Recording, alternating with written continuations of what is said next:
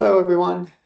Welcome. We're just waiting for a few more people to join. Appreciate everybody taking time out of their week to join us for this session. I know this time of year gets really busy, so thank you for joining, for taking that time.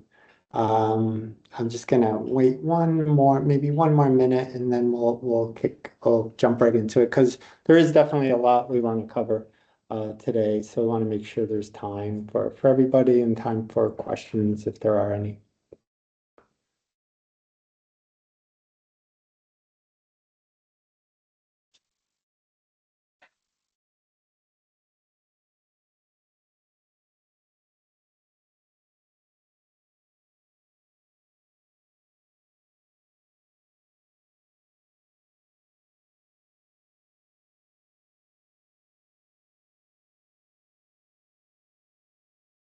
All right. I think that's a good amount of time waiting. So we'll jump right into it. Just want to again, for those of you who might have joined before I said this or after I said it, I just want to say thank you for taking the time to join our session today. Again, we realize it's a busy time of year, and we do appreciate you making time for us. So without further ado. This is our 2025 Planning Dataset Year-End Recap. So essentially what we're going to do today is we've had a series of support webinars that we kicked off in September. This is going to be a high-level recap of all of those sessions. So each one of those were about an hour. We're going to try to combine a lot of that into today's session. So definitely feel free to ask questions throughout in the Q&A widget. We ask that people do that. To we'll do our best to answer any questions. I see there's a hand raised. Is that a question, or if there is, feel free to put that in the chat. Or in the Q&A, and we can get to that.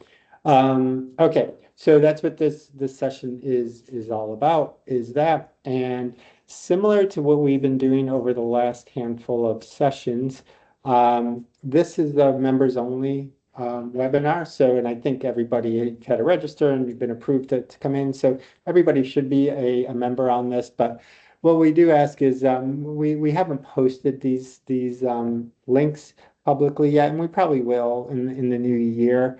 But we wanted our members to have this special support, a special level of support. Not that there's things some of the talking points and things like that you can share, and there's some support materials that we've made available that you can share externally with clients and agencies and other partners who may have questions.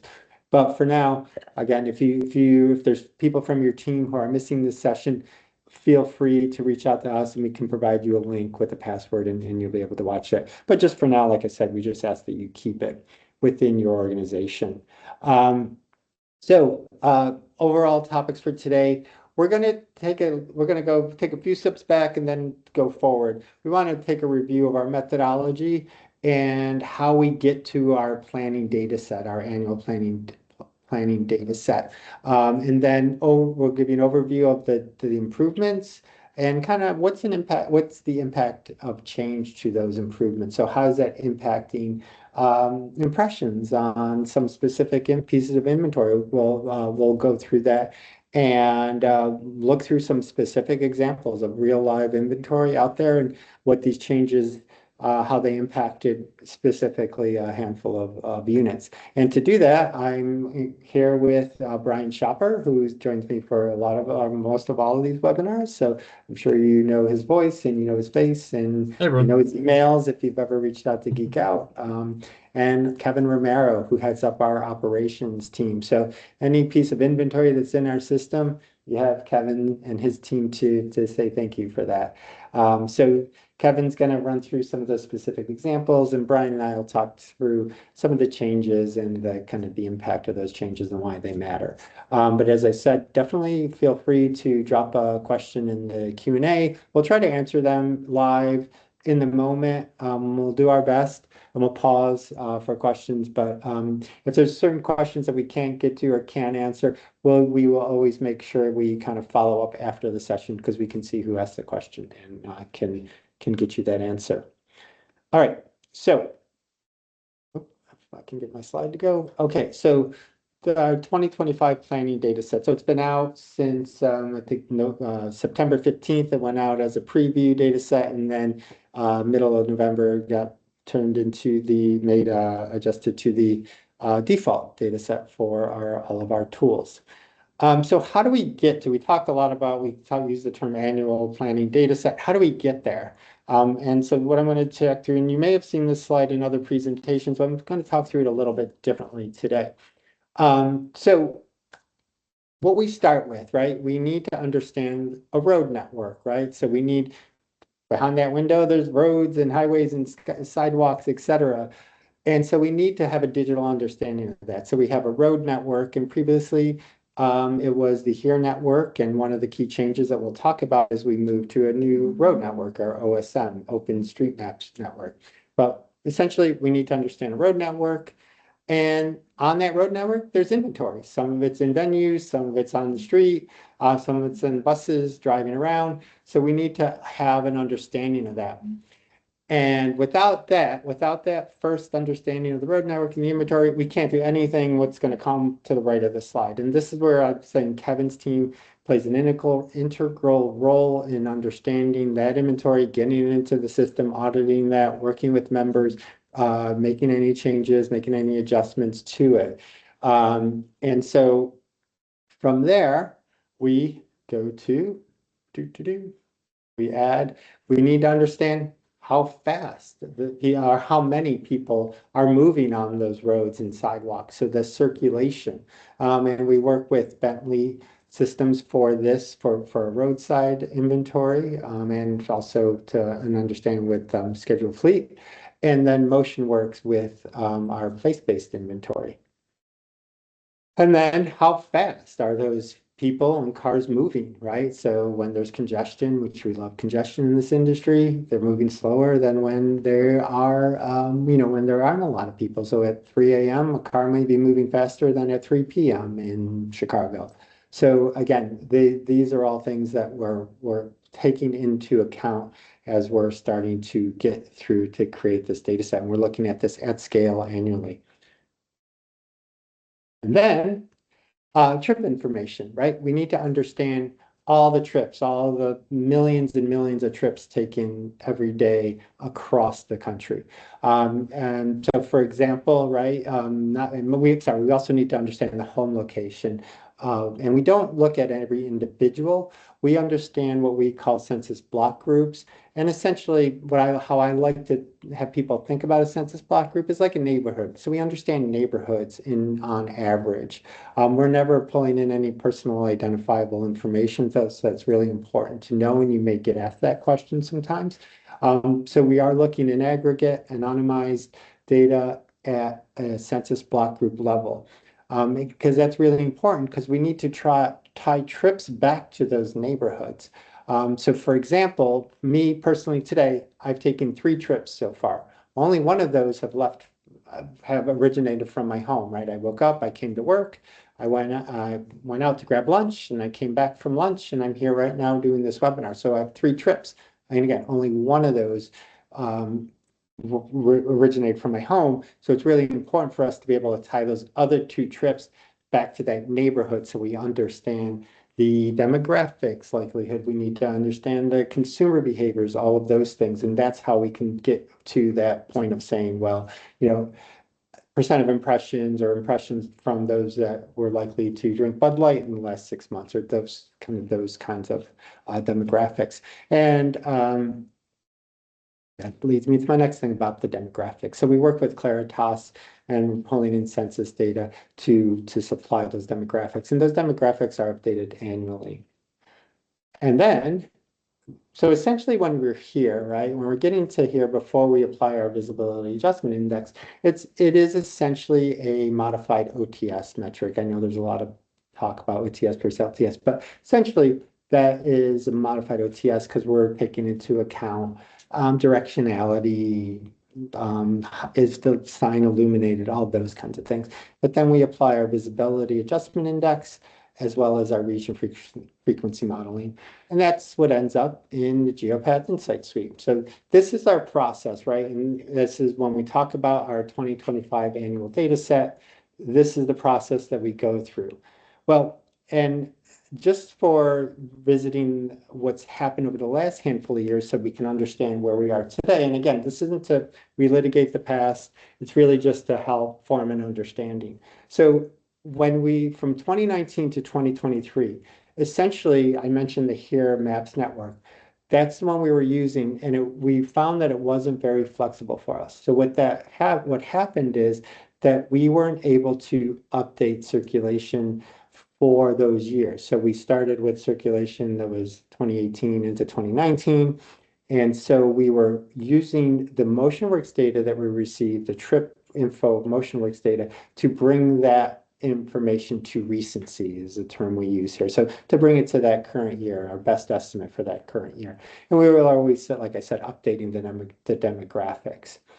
And so coming into last year, knowing what we needed to do in this year, the GeoPath leadership at the time and our advisory groups, Insights Committee, et cetera, Executive Committee, all of those groups that we work with, we made the decision to only update new inventory that was new roadside inventory and new scheduled fleet inventory, and all of place-based was updated last year. So anything that was in our system previously in 2023, you would notice, and we've gotten this question, hey, the impressions from 2023 and 2024 are pretty much the same.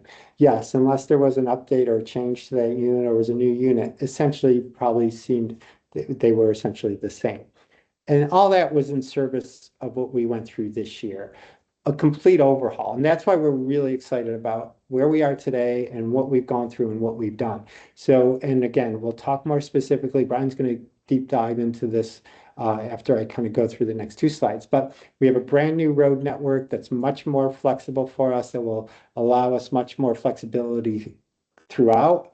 So we're able to update circulation, update speed data. We were always updating trip information, and along that with home location as well as demographics. We've updated our reach and frequency model. So it's a complete overhaul from 24 through 2025. So it's almost like apples and oranges.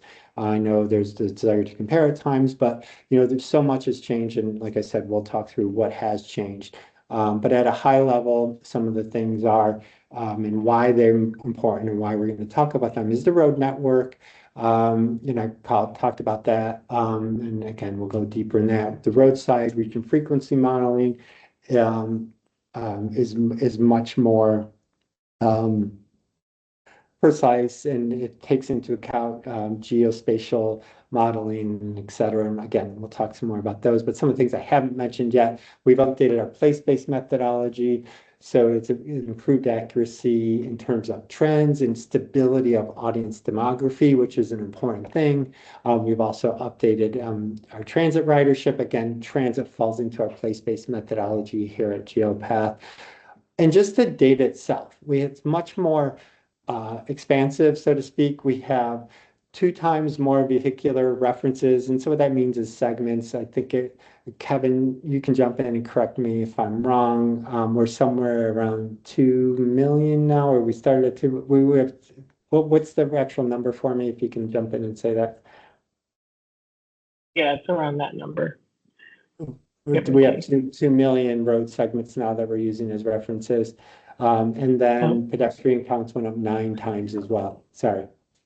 Oh yeah, so yeah, 2 times. Sorry. So it went from 1.2, approximately 1.2 million to approximately 2.2, 2.3 million or so reference counts. Yeah. So again, the point being that there's a lot more granularity to it.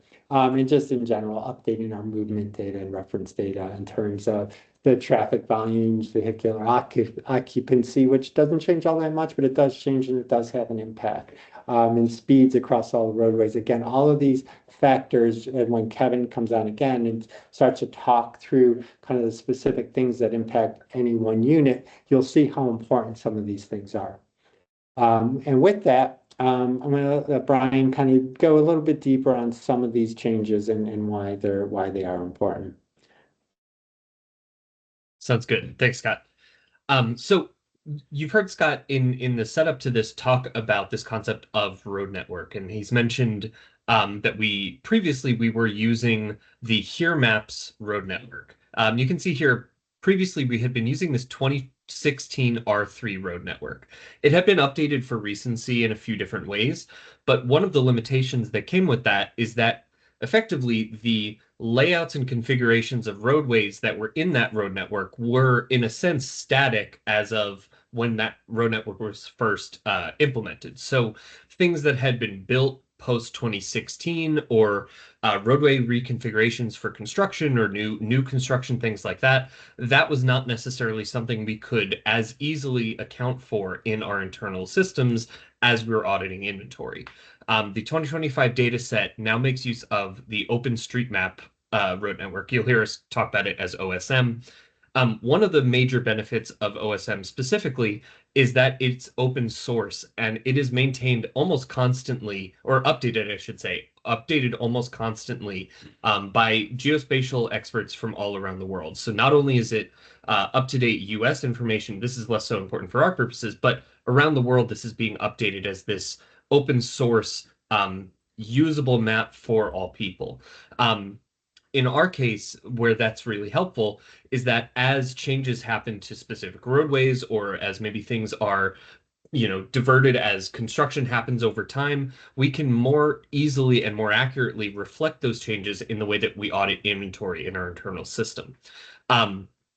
So I just mentioned there more up-to-date roadway information. In addition to that, the OSM also gives us updated vehicular occupancy data. So the average number of people per car. We know as people are traveling on roadways that not every car has a single person in it, and also not every car has, a family of 5 in it. So this helps us understand how many people on average are in different cars on different roadways.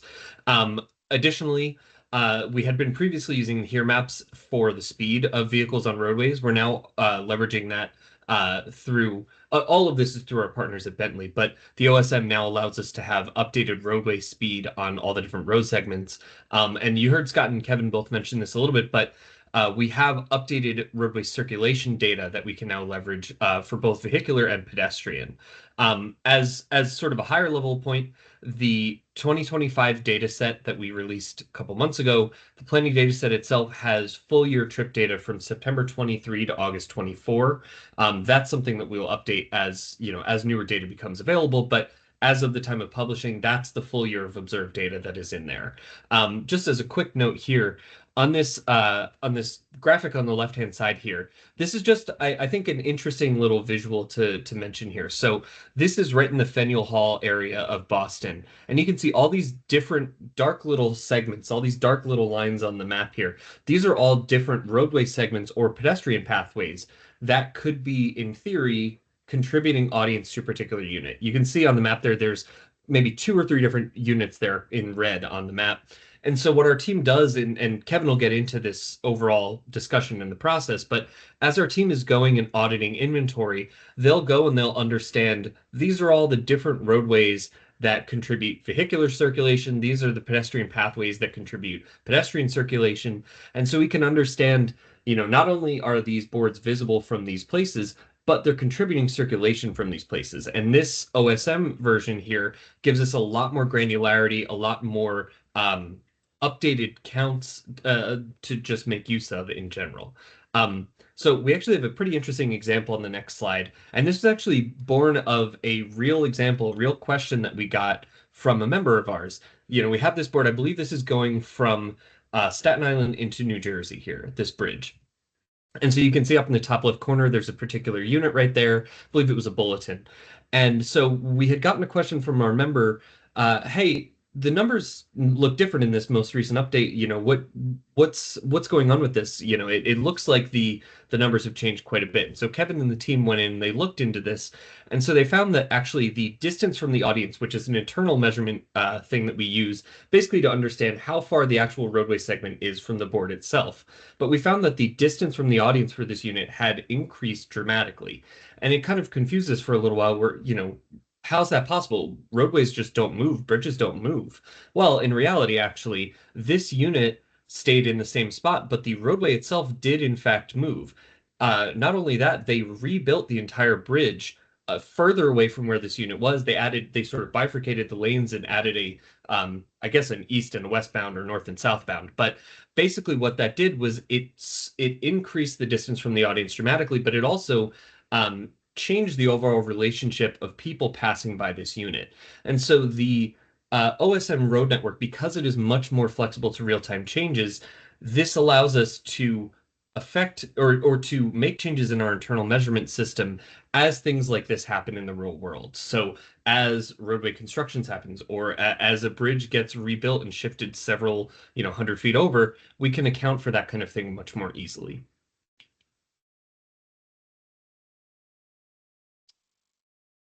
Here we go. So one of the big updates in the 2025 data set is an updated reach and frequency model. And before I get into this too far, I just want to mention this is specifically for roadside media and specifically at the package or summary level. Board by board level metrics for reach and frequency, though they are updated as they always are with a new data set, the board by board level methodology has not necessarily changed, but the model that's used for package level roadside reach and frequency has been updated for a bunch of different factors. So, perfect. Just as a quick aside, and I'll basically go through each of these in the next couple slides here. As part of the support materials for the 2025 data set, we've created a few different one-pagers and things like that. So there's specifically a one-pager for these reach and frequency changes. So you can get a little bit more detail on that from there. I'll go through this at a high level here. Okay, so some of the things that went into the 2025 data set, or sorry, some of the improvements that went into this reach frequency model were improvements for inconsistencies in the past. Some of the other things were additional consistency checks that we added that didn't necessarily exist in the previous version. So this being one of those. In the 2025 version of the reach frequency model, geographic aggregation for different geographies is now more consistent across different geography types. So in an instance where, say, you were adding together all of the counties of a certain area and running that as a grouped plan, you would effectively now, and Scott, actually, if you could flip to the next slide, I think it's a little easier to show with the visual here. So on the left here, we have all of the counties of the Boston CBSA. On the right, we have the CBSA of Boston itself. So now in the 2025 version of the reach frequency model, you would get equivalent reach and frequency for these grouped counties and this CBSA because they are the same geographical area. When you add them together, it's the same audience base. So in theory, and in practice now in 2025, these would now report the same metrics as each other. All else being equal, these would report the same reach and frequency metrics. So that's an additional consideration for an additional bit of consistency that's been added in. One of the other things, and this is, I think, one of the most key things to focus on here, there were instances in the previous reach frequency model, and I'm sure some of you have experienced this. We've gotten a lot of questions and feedback around this. Hey, I had a package of 5 spots. I added a 6th spot, and my reach for the overall package actually went down with 6 spots compared to where it was for 5. Because the reach and frequency at the package level is a modeled output, these kind of outputs where reach may have dipped with additional spots, they were within the plus or minus error range for the model output itself, but they are sort of logically inconsistent. As you add additional spots to a plan, you would expect that your reach and frequency are growing incrementally. So on the graph here, this orange line shows a bit of, this is an example package. This is not based on a real package, but this behavior is very much based on real things. So you can see here, as you're going from 4 spots in the package to 5 spots in the package, the reach on the orange line here actually dips down, continues to grow back up as you grow beyond that. But basically, this updated model in the 2025 data set now ensures that as you're adding packages to your plan, they will always amount in incremental reach or frequency. You should never see a dip as you add additional spots. That same concept that I was just talking about, that has actually been applied to a couple other things. So there were instances in the past, in a similar way to adding spots to your package, where over a different time frame, say from a 4-week plan to a 6 or an 8-week plan, where you may have noticed a dip in reach as you added additional time frame to that package. Same thing may have been true at an audience scale level. So Scott, if you actually go to the next one.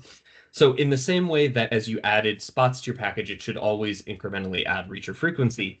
You can see here, as you increase from 2 weeks to 4 weeks, there may have been an instance in the past where the reported reach for 4-week time frame was less than a 2-week time frame. Again, within the error range of the modeled output, but logically didn't necessarily make sense. You would intuit that as you're adding additional time frame, or as you're increasing the length of your plan, the reach and frequency should grow incrementally. That's now the case in all instances when you're running in the 2025 data set for, again, for roadside reach frequency. And this point here is not just the time frame, but as you're scaling your audience base, as you have a larger audience base, it should have, in theory, the ability to be reached at a larger percentage than a smaller. I may have gotten that backwards, but additional consistency at the audience base level. And finally, the last sort of major improvement here in the geographic, or in the reach frequency model, is this adjustment for geographic dispersion. Basically, just a kind of sciencey sounding way to explain how overlap of audience happens at a package level. So in theory, frames that are further away from each other in a package should, in theory, generate a higher reach than a spot has, or than a package that has spots that are much more closely grouped to each other. And actually, Scott, if you could go to the next slide, perfect. This visual example kind of helps illustrate this a little bit better. So you can see here these 5 spots in this teal package in the center here. They're more grouped, or more tightly grouped geographically than this grouping of 5 purple spots here. So in the 2025 version of the reach frequency model, the further apart spots, these purple spots here, would gather a larger reach and frequency, or at least a larger reach percentage, than the closer group spots, because there's, in theory, more geographic overlap of audience from these spots that are nearer to each other. So the updated reach frequency model now better understands when duplicating audiences are exposed to the same spots. It just better the model itself better accounts for how repeat versus unique exposures happen at a package level. And again, we have a one-pager that goes through all of that. And there's also a video. We'll address some of the support materials at the end, but there is additional information about all of that as well. One of the other things, Scott mentioned this a little while ago, one of the other things in the 2025 data set that has also been improved is the overall place-based measurement methodology. Really, the key takeaway here is that there's been additional consistency added, so similar place types now show similar placement patterns, or sorry, similar visitation patterns. So convenience stores are much more similar to each other in the ways that people visit them, and just additional consistency across different place types in terms of visitations. Because with our place-based media, a lot of the transit station inventory is under the place-based umbrella.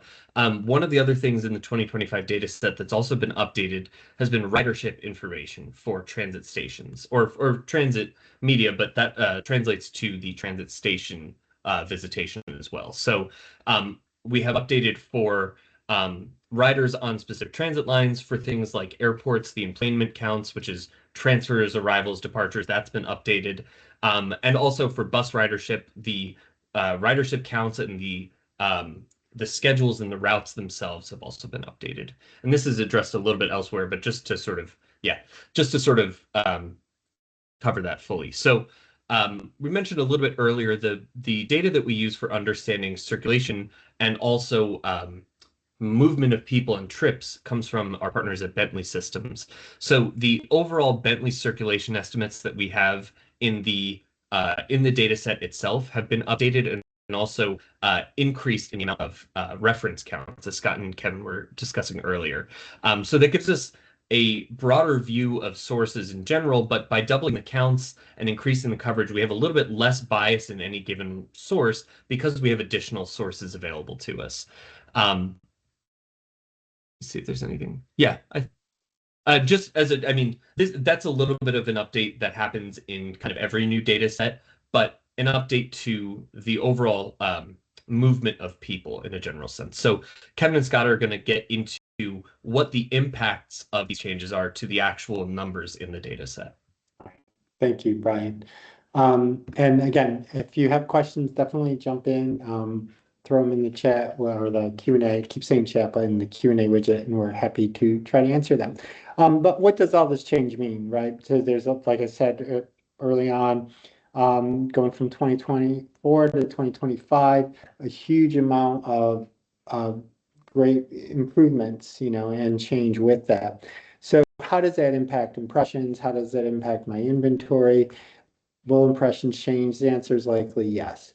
And this just for at scale, just to look across how this impacted across our database, 88% of frames have seen a change of plus or minus 10% of pedestrian circulation. And then you look at speed. 62% have seen a change of speed of 5 miles per hour or more. Oops, there we go. Over half have seen a change of vehicular circulation of plus or minus 20%. Another more than half have seen change in what we call area type, and Kevin will talk more about that specifically, but essentially this is a sense of a visual clutter. It's a representation of that in our system, so whether it's urban, suburban, etc. But about half, or a little bit more than half of that experience that kind of change. About a quarter have seen a change of roadway assignments, either additional assignments added, removed, or even the distance from the audience, as Brian was talking about with that example. And then occupancy, as I mentioned earlier, it doesn't change all that much, but it does change to some extent. And we have that information. Like, for example, I'm sitting here in New York City on 7th Ave and 40th Street. We have occupancy for 7th Ave between 40th and 41st, and 41st and 42nd Street. So we have it at a very granular level. So it does vary and it does change to some extent. Again, not dramatically as dramatically as some other things, but it does change. So what does all that mean? Kevin's going to talk a little bit about that, but the one thing I want to make the point of is often the change is not just one thing. It's multi-factored. So it's not just, hey, I see cars out in front of my window all day. Well, yes, but there's other things occurring behind that may impact the specific changes. And so that's why I wanted Kevin to come on. And these on the left side here, these are specific, we've kind of, blinded them, but these are real units in our database today. So a transit shelter in Miami, a digital bulletin in Oakland, etc. Thank you, Scott. Yep. You want me to jump to the next slide? Or? Let's jump to the next slide. Okay. So let's start with that first example. It's going to be the transit shelter in Miami. So as Scott was mentioning, there are a lot of different inputs that go into why the impressions would change. For this specific unit, however, the main driver of why there is going to be a change in the impressions is pedestrian circulation. As Scott alluded to before, the level of granularity and the level of reference counts, meaning the actual counts that our data provider are using to understand pedestrian circulation, has increased. For pedestrian circulation specifically, it's gone up 9 times more than what we had previously. So that's going to have a tremendous impact on pedestrian circulation across many different markets. And this is what we're seeing across the board. The other thing I just want to point out that I can talk about a little bit, so there's no confusion, when we talk about roadway assignment, you see that plus 46, that's just the relationship between the frame and the roadway segment itself. So how far is that segment from the frame itself, from the coordinates, the latitude and longitude of that specific, in this case, transit shelter. Let's go to the next example. So why would that have changed, Kevin? So one of the things, as both Scott and Brad have mentioned, we moved from the HERE network to the OSM network. The OSM network is much more refined.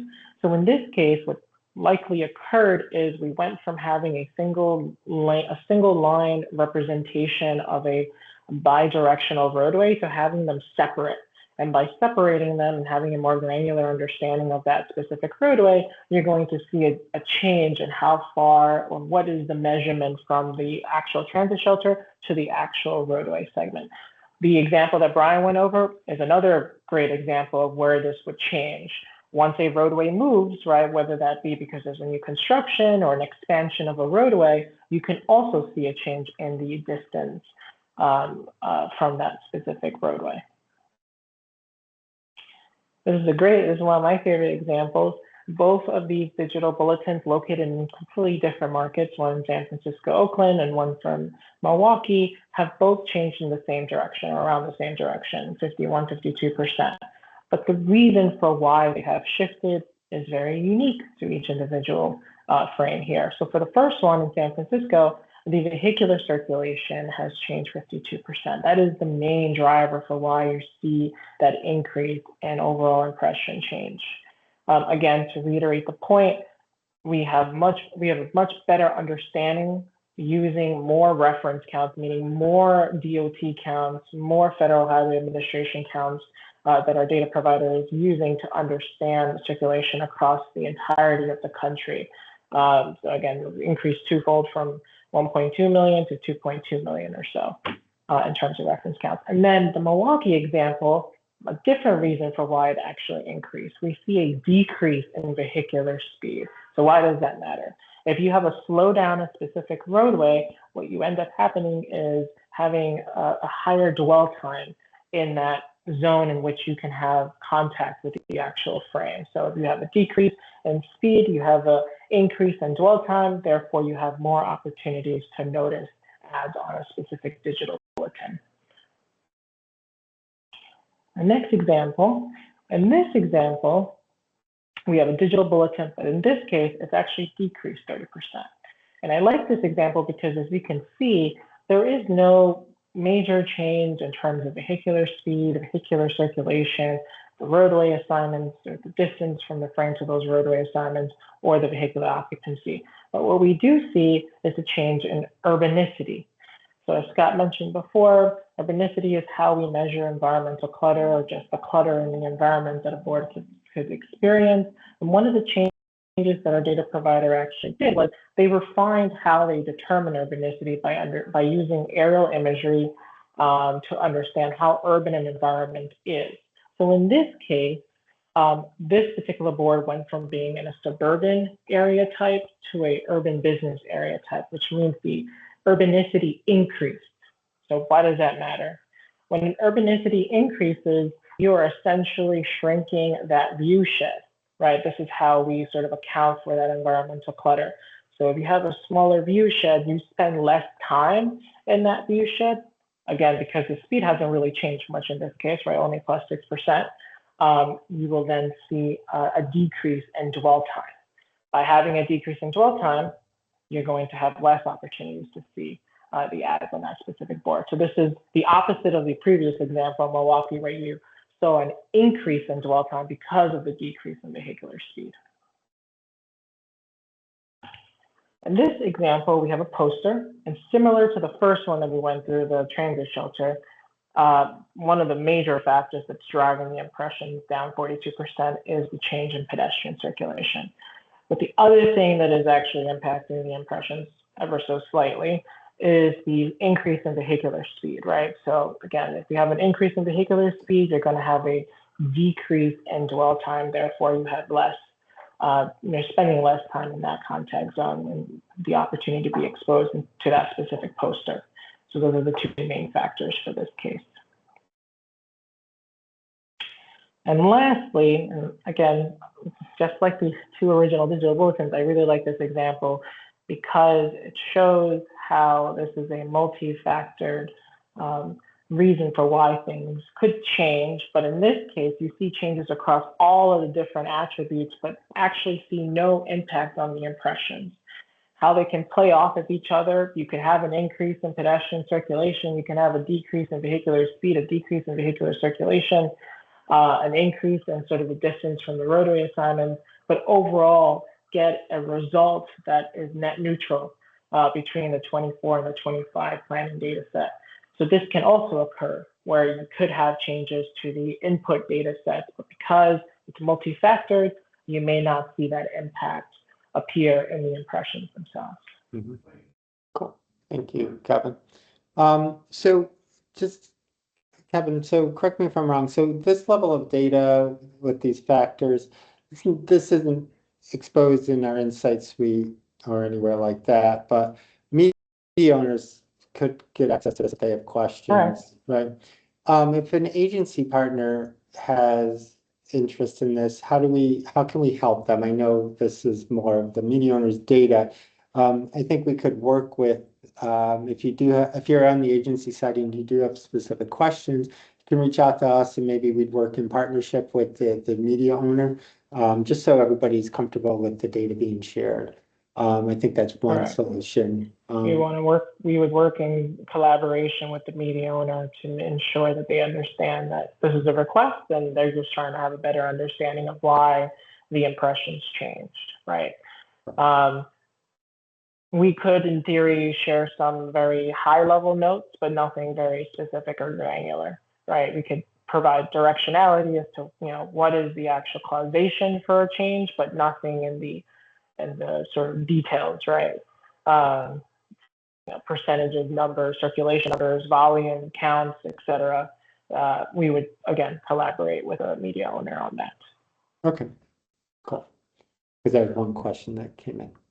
Cool. And definitely feel free to ask questions as they do come in. And we're not going to jump into the Insight Suite necessarily in this session. We did in a previous webinar, but I just want to make sure everybody's aware of where you would get the 2025 data set. At this moment in time, it should automatically be the default data set when you go into the Insight Suite. And if you're making API calls, that should also be automatic at this point. But if it isn't, or if you're not aware, you can switch between the previous data set, the 2024 and the 2025. And it's always a good measure to just double check and make sure that the data you're pulling is the most recent vintage, because that's what we recommend. And we always recommend providing the vintage of data in your reports when you're sending them. That automatically does come out of an export from the Insight Suite, but as that information gets transferred into an RFP request or things like that, it's a good practice to provide that as well. But just in closing thoughts, we hope that again this was illuminating, helpful, interesting, if nothing else, for everybody on the call today. But what are the key takeaways? And I think a couple of the key takeaways are one, the data set has just been enhanced and much more accurate. Like we said, the improved roadway network, improved amount of data, enhanced place-based analytics. And just hopefully leading to much more accurate audience measurement. And one thing to note too is just while the data has changed, the effectiveness of that media has not changed, right? It's really the data and the awareness and understanding we have behind that that has changed. And one example I've used, and maybe I'll try to come up with a better example, is that it's just a constant improvement. Like, for example, your phone, your iOS on your phone, right? Doesn't mean the old operating system was wrong. It just means it's gotten better. Another example I've used, the one I like that I was going to use, is like previously when you went outside, you might know it's cold. Then we knew it was, freezing at 32 degrees. And then we now know it's, 28.7 degrees. So in all these cases, you still need a coat. You still know it's cold, right? So it's the same thing. The effectiveness of data hasn't changed. Just we have a better understanding of what that temperature is, a more precise understanding of what that temperature is. But if you have a better example, send it to me. I'll steal it and start using it. I'm just trying to come up with an illustrative example. But we're here to support you. So if you have questions from clients, if you have questions from an agency or a media owner or whatever, we are here to help. We're happy to join calls. We're happy to talk with your clients if you want us to be on those calls. That is definitely something we've done in the past and are happy to explain at any level what changed and why it matters.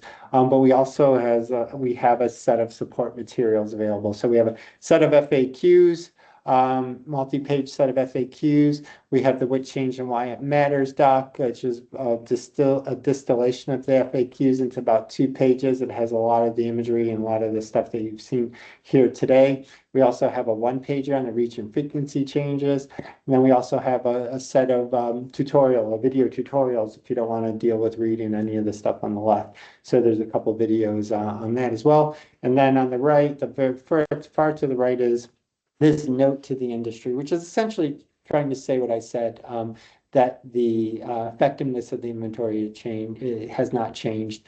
It's the data that's going into our measurement that's changed. And that note to the industry is also the first, once you open the cover page, it's the first page in the FAQs as well. And all this is available in the Geek Out library. It's in the Learning Lab. It's also on the Insight Suite when you first on your login page, when you first land on it, you can get to information there as well.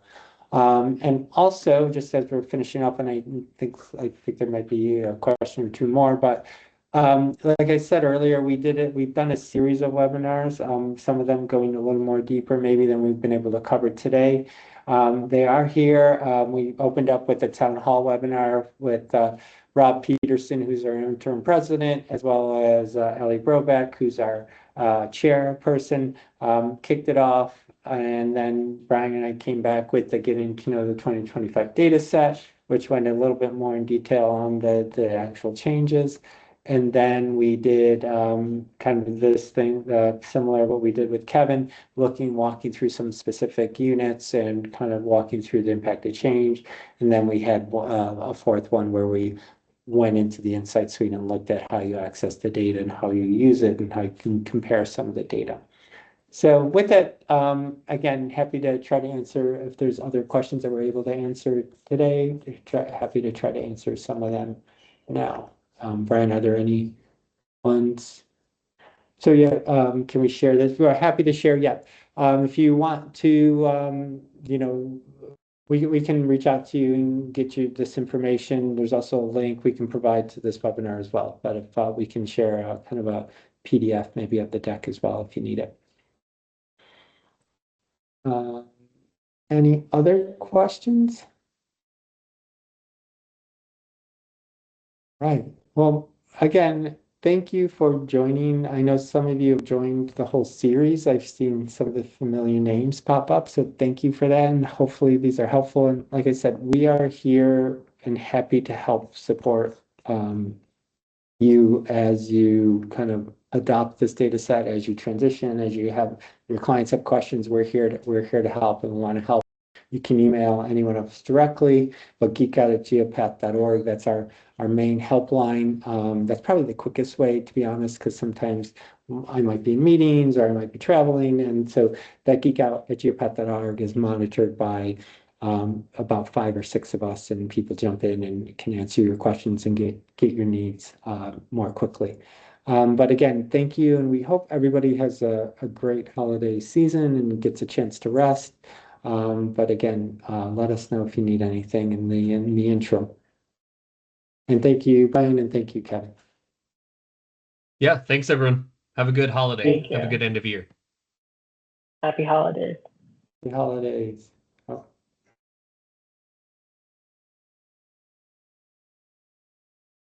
Okay, but there's one more question that came in.